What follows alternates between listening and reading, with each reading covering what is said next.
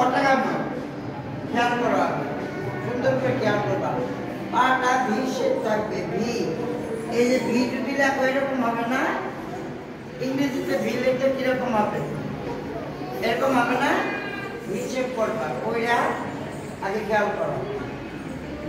কান কেউ এখানে করো না, আগে মাত করি একদম করবা না, আগে দেখবা তারপরে। কান পা টো, টো মানে এই যে পায়ের উপর উঠলাম, টো আর হাত হলো শিকড় মুদ্রা। এই মুদ্রার নাম কি? শিকড়। এই শিকড় উপরে তুললাম, টো এর উপরে দাঁড়ালাম। তাহলে কি হলো?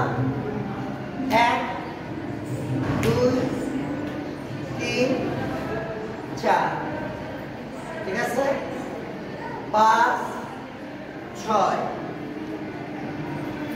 5 6 এই শিকড়টাই সোজা করে মুখটা ধরে, মুখের সবগুলো আছে খালি ইয়া করবে শিকড়। 5 6, বাম দিকে 7 8 1 2 3 4 এই জয়েন্ট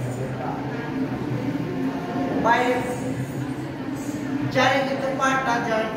টোটাল আমার 12 মাত্রা। কত মাত্রা? 12।